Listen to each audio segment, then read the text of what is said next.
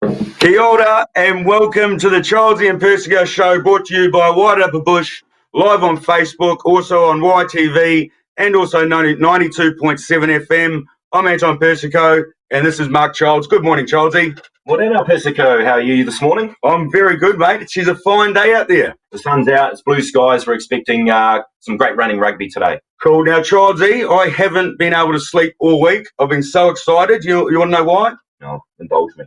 JAB rugby starts this weekend. There's games all over the place.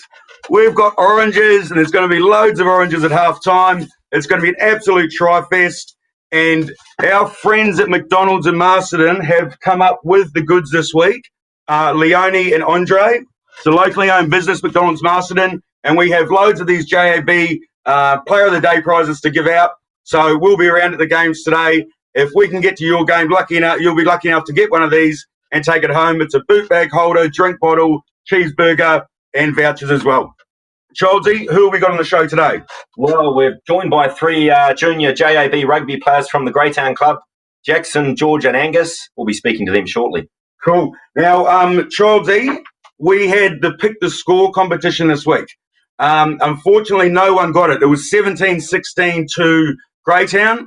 However, there was one bloke, this guy here on Facebook, that picked 17-16 to Martinborough. So unfortunately, you just missed out. However, we are going to send you a $40 Barbershop Geordie voucher for being so close. So well done, mate. Also, we had a competition during the week. I was going to identify the hairiest man at the Greytown versus Martinborough game.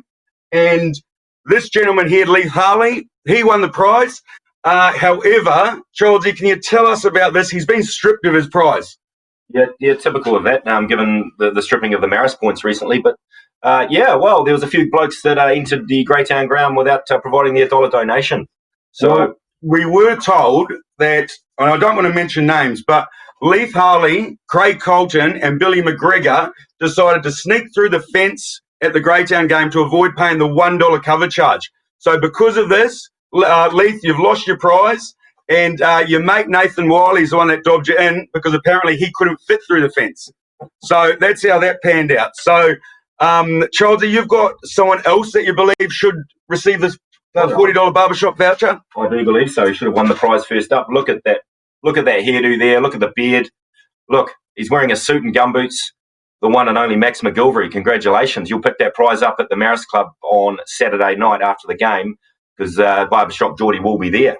Cool. Now, we've also got Pick the Score again this week for the match of the round. That's jackpotted now to $500 cash, $100 White Swan voucher, 10 coffees. What else? $40 Barbershop Geordie voucher as well. We'll tell you which game that is shortly, and make sure you leave the score, the winning team, in the comments below, and you could take the prize pool. Now, the What About You campaign from Wide Upper Bush. It's about looking after your mates. It's about drinking responsibly. So, guys, make sure you get to the game safely and also get home from the game safely as well. Childsy, you're going to introduce our next guest to the show. Well, we're going to talk to the lads now. Yep. The three boys from the Greytown JAB. So, welcome Angus, George and Jackson. How are you boys today? Good, thanks. Cool. Are you guys pretty excited about having your first game this weekend? Yeah. Really excited. All right. Now, tell us, who do you guys play for? I play for Greytown under 13s. I play for under 10s. And I play for Greytown under 13s too. Awesome. What position do you boys play? I am a prop. I'm first 5 and sometimes wing. Cool. I am a flanker and halfback. Awesome. Now, how many tries did you score last year? About 5 or 6. About 28. 28? 28 meat pies? Probably, yeah. And how about yourself? How many did you score, mate? 5 or 6. Cool. And who are you playing this weekend? We are facing Pioneer and the Mighty Mullets. We're facing the Mighty Mullet? We are playing Pioneer and the Martinborough Mullets. Awesome. Cool. Now, what do you boys want to be when you grow up? An All Black, maybe? Probably an All Choice. Black or Black Cap. Cool. An actor. An actor. Awesome stuff. Hey, now, you guys play for Greytown. Childsy's the coach of the Greytown side. Do you have any advice for Childsy for the rest of the season? Lay off the cheeseburgers. Play off the cheeseburgers, Childsy. There you have it. All right, boys. For that, any try that you guys score this weekend, I'm going to make sure you get a cheeseburger voucher for every single try, all right? So you guys go and have a heap of fun, eat heaps of oranges, and score loads of tries, all right? Thanks for coming on the show. Stay on, because we're going to get you involved in the Pick the Score later on. Now, our next guest, Mark Childs, is going to introduce this guy. He's an absolute legend. I've been up talking, Childs. I'm going to leave this one to you. Well, as the photo suggests up the back here, this guy was a former All Black. He played 150 first-class games of rugby, 10 games for the All Blacks, a proud Wairarapa bushman who also represented Wellington, the Hurricanes, Manawatu, Transvaal, New Zealand A, New Zealand Presidents 15, the North Island team, an All Black trialist, the one and only Marty Berry. Welcome, Marty. How are you this morning? Good, thanks, Childsy. Anton, thanks for that photo, mate. Haven't changed a bit, have I? I just Googled your name. It's the first photo that came up on the internet, so I was so stoked when it happened. You look stoked there to be an All Black, Marty. What happened in that photo shoot? That was my happy face. Brilliant. So we're just going to do a quick... we'll introduce Marty about the COVID stuff first. Well, yeah, Marty, I was speaking to you probably a month before sort of lockdown happened and COVID happened, and mate, you're the most excited guy, I think, in Greytown because you had a contract to go and coach in Canada. I think you'd rented your house out and put that on the market, and you're ready to jump on the aeroplane, and everything sort of went wrong. Tell us about what happened and what the plans are for the future. Yeah, well, obviously COVID happened, so we had our tickets booked and ready to go for 3 weeks before we stepped on the plane, and then all of a sudden we had lockdown, and obviously the world's changed. So it was a big plan of ours to get overseas and, enjoy life because all our kids have left home. But obviously next year's another year. Hopefully, fingers crossed, we'll be back to normal or somewhat back to normal. But yeah, that was a bit disappointing, but worse things happen. And your plans are to go back and coach that side? Who were you actually coaching? Yeah. Oh, it's called the Leprechaun Tigers in Edmonton. They play in the summer season over there. It gets a wee bit too cold in winter, about minus 40. So, yeah, it's still on the cards. They're keen to have us, and we're keen to get there. So, yeah, probably next April. Their season starts in May through to end of September. Can only play in the summer. As I said, it's too bloody cold there in winter. Cool. Now, Marty, you went to St. Joseph's College, I believe, which is now Chanel College? No, I'm not that old. I was the first year of Chanel College in 1980, I think it was. Might have been the second year, but, yeah, nearly that old. My brothers, Chris and Paddy, went to St. Joe's. Yeah, I've been doing a little bit of digging and I found this old photo of you as well. Now, I believe this is you in the Chanel College First 15, and I managed to get a photo with Tony Hardwood standing right beside you. Yeah, he was a lock back then, I think. I was first five was centred. There's another Wairarapa Bush player, Tony Burgess, was there. So we had a pretty good team. I think we won 2 games out of 25, but very enjoyable year, though. I really enjoyed it. Good grounding there. Now, Childsy's got 10 quick-fire questions for you, Marty. Yeah, well, he's given me a bit of a list, so hopefully I'll be able to answer them pretty quickly. Okay. Right, the favourite teams you played for? Obviously, the All Blacks, and the best. They've had 10 games for the All Blacks, but the best game I had, the most enjoyable game, would have been my first one and my fifth one. But the first one, the team was full of all, the All Black team that played the World Cup the following year. So I think I was the only one, and Jock Hobbs, we didn't play in the World Cup the following. The rest were all in that World Cup final. So it was a really good game. Outstanding. The best teams you've played against? Well, Australia team in 1986, they won the Bledisloe Cup. They were full of star players. Also the Queensland Reds. Tim Horan was in there. They're full of Wallabies in the early 90s. I think they won the World Cup. Well, the Aussie team did 91, so they were on fire back then. They're probably the two or three top teams I played against. Well, Auckland Blues, sorry. Of course, the Blues, any Auckland side, they were just full of All Blacks back in the 80s and 90s. They sure were. The best forward you've played with? Michael Jones. I think he's the best player I've ever seen. He was outstanding player. He's athletic. He could thrive in the modern game. He was that good. He was indeed. The best back you played with? Oh, there's heaps. Obviously, JK, you got Jonah, Christian Cullen. It's like asking a parent to pick their favourite child. So, I'm not that sort of parent, so I can't really do that. So there's a heap of them. You always get selected as a favourite child. Ask our sisters. Yeah, youngest, for sure. Right, Marty. Question 5. The best team men you played with, the guys that were good to have around. Yeah, good to have around. I don't know if you've heard of a guy called Bruce Hanson. He's a bit of a legend. Oh, Bruce Hanson. Man, but he was always good for a laugh. He'd do anything to, keep the boys on track and just laugh all the time. Pete Sarge from Featherston. He was a hard man. He always have your back, and he is funny as well. Always good for a laugh. Cool. Yeah, Pete Sarge, always at the bottom of the rucks, I can remember, back in the day. No respect for his body, that boy.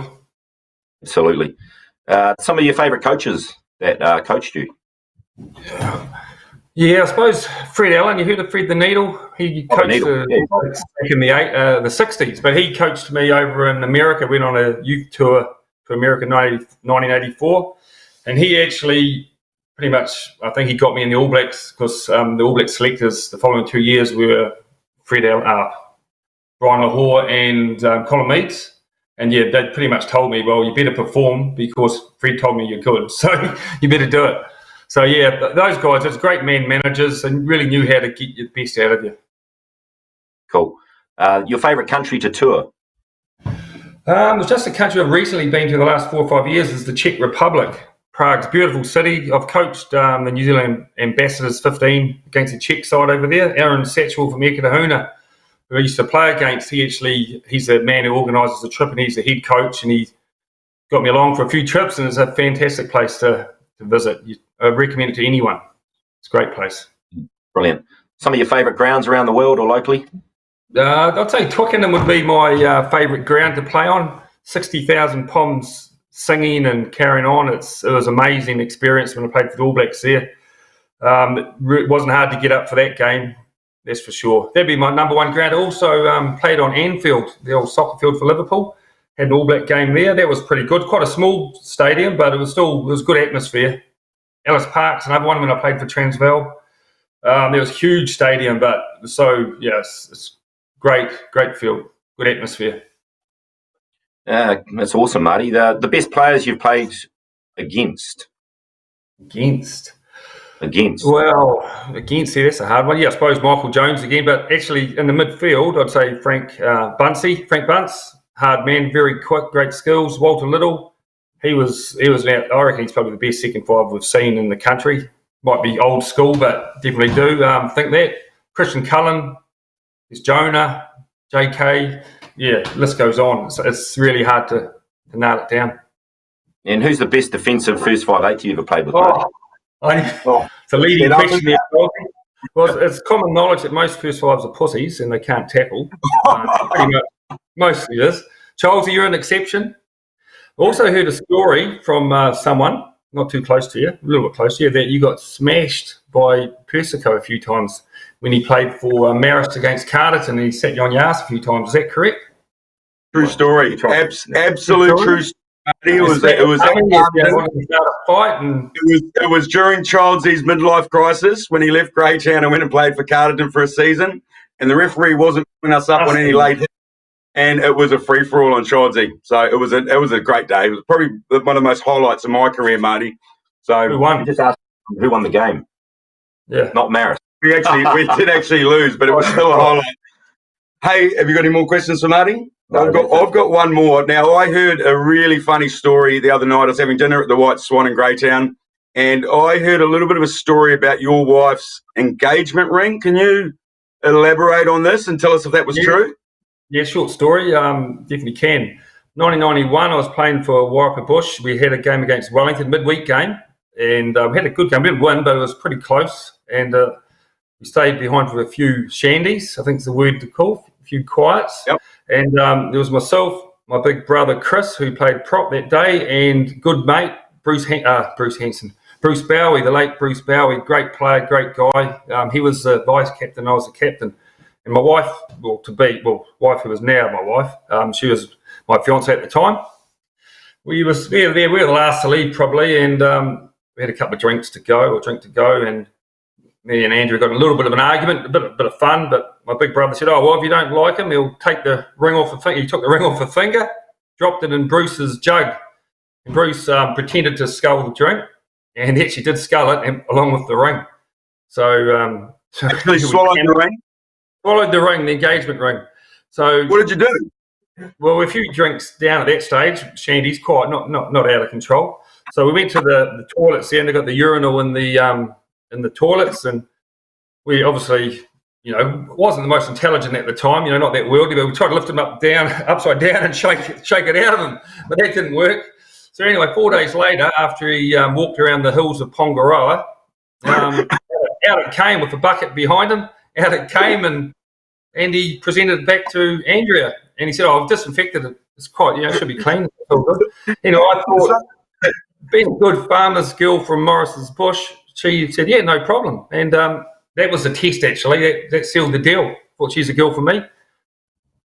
And she still wears this engagement ring to this day. Yep, she still got it. Yep. Well, it's a good story. Now, Marty, hey, stay on the show. Thank you so much for coming on. We're going to soon. We're going to get you to dissect the Marty Greytown game quickly. We're going to get into the matches from last round at the Moose Carpenny Cup.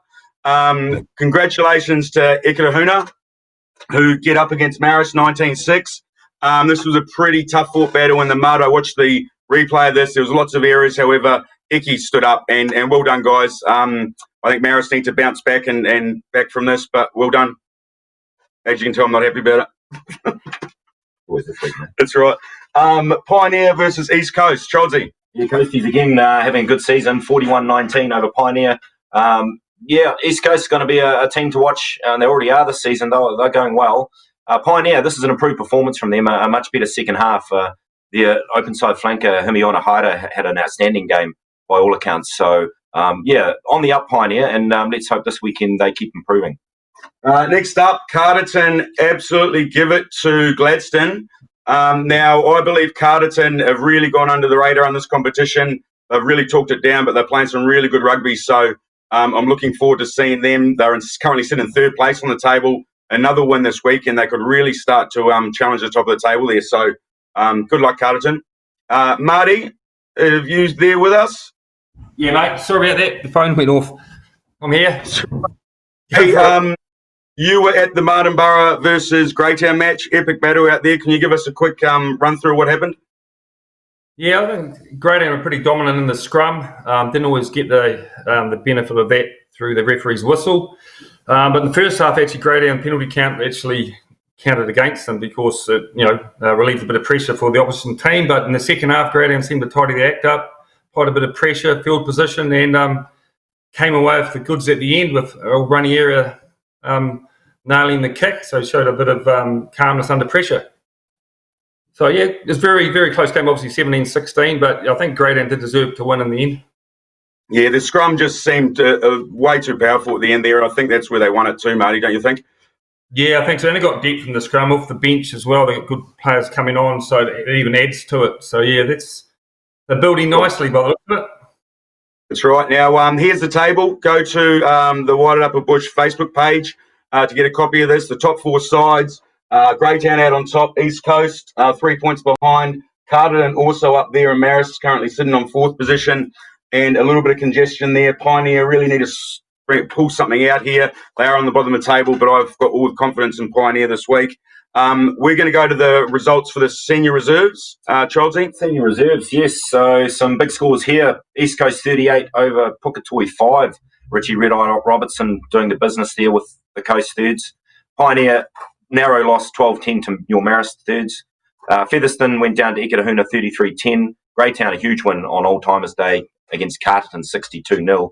And Gladstone 32-19 victors over Martinborough. Matches this week. Greytown taking on Pioneer, Marist playing East Coast, Ikitahuna taking on Puketoi, Martinborough facing Carterton, and Gladstone taking on Featherston. Good luck, fellas. All right, good luck, guys. Our fixtures for this weekend for the Moose Carpenny Cup. Again, it's going to be an epic weekend. The sun is shining today. It's going to be some really good rugby. Our match of the round is a top four clash between Marist, who are hosting Greytown. Me and Childsy are up against each other this week. There's all sorts of wagers going on. The best one I like is if Marist get up, or the loser between me and Childsy in this one, on the show next week, must wear the opposition kit with headgear, fully booted up, fully socked up as well. And we also, the loser has to wear that to a lunch on a Friday afternoon at the White Swan as well. So that's going to be quite good, seeing Childsy in the green and white and headgear and mouthguard trying to eat lunch. Now, I think Marist's going to come out and absolutely do Greytown here. On the pick the score comp, I've got 32-19 to Marist. Childsy, what do you got? I think another penalty in the last minute to Raniera, say 22-19 maybe, something like that. All right, let's get the Greytown JAB, boys. Can you hear us, fellas? Yeah. All right, pick the score comp, $500, $100 voucher, all these other different vouchers. We're going to let you guys have a pick of the score here. So what do you got? 19-14 to Greytown. 24-19 to Greytown. 24-17 to Greytown. Boys. Now, Marty, what do you got on this one on the pick the score? I was going to say 50-5 to Greytown, but I shouldn't say that. No, 28-21 should be a close game. Marist's got a pretty good forward pick. The Beach boys there in the locking department, so I think it'll be close, but I think Greytown will have it in too much class in the end. Yeah. It's been a tough week for me living in Greytown, being the only Marist supporter. I've copped it from everywhere. So I'm looking forward just to getting this one over and done with and moving on to the Marty game, to tell you the truth. Now, other games for this round. Martin Borough host Carterton. This is going to be epic encounter. I've got Carterton to win this. So I think Marty, they're going good. And then we've got Gladstone hosting East Coast. It's Old Timers Day out at Gladstone, so get along and support your side. Now, I've got some breaking news here. Brad Griffith has returned for Gladstone. He's been chasing pigs around apparently for the last couple of years. And he's returned to first five. And when he played 5'8" 3 years ago, they won this competition. So that's a huge addition to Gladstone. So hopefully they can bounce back from last week. And then the last game of the round's Pioneer versus East Coast. Ekatahuna. I've got Eki. I thought they were tough up front. Who you got on this one, Childsy? I think Pioneer for an upset there. Yep, cool. Marty, anything to add on the games this weekend? Where are you going to be watching the match? I think we'll come to. There's a Marist number 2, is it? It's on Marist number 2. It's going to be sticky. It's sticking conditions, but overcast. So, are you going to be down there, Marty? Yeah, come and have a look. Yeah, you're going to shout me a beer after posting that bloody photo up on there? A shandy maybe. A Heineken, sorry. Heineken Zero. Hey, so that just about wraps up our show. I do want to remind you of the White Up Bush What About You campaign. So if you are going to the game, having a beer, please make sure you don't drive, you get a lift home, and you just get home safely and look out for your mates. On next week's show, it's pretty exciting. We've got the show's dedicated to the ladies who put on boots in the game. We've got some really cool interviews happening, and we do have a midweek special coming out shortly, and that's 10 minutes with Bernie. So we've got a midweek Wednesday show with Bernie McCahill. Great. So I'm really looking forward to that. We might even get you on that as well, Marty. So we'll have a chat with you about that. Yep. Cool. Did you play with Bernie? We did in the New Zealand Colts in '85. Yep. Yeah, cool. So we might get you on that show as well, Marty. Now, I believe Childsy's trying to drum up some business, and he just wants to try and get some listings. So I'm going to pass you on to Childsy here about the real estate update. It was more around Brucey's comment that I was a tight ass last week. So list and sell your property with me, Wide Up Wide, $500 cash to a sports club of your choice. There you go. That's pretty cool. And I'll tell you what, if you do list your property with Childsy, I'll throw in one of these for nothing, a signature triple chin Mark Childs face mask. Hey, to the Greytown JAB boys, thank you so much for coming on the show. Remember, you got a cheeseburger for every try you score. Marty, I'll just give you a cheeseburger and a shandy when I see you at the game today. I'm Anton Persico. This is Mark Childs. Have a really cool weekend. See you later. Thanks, bye.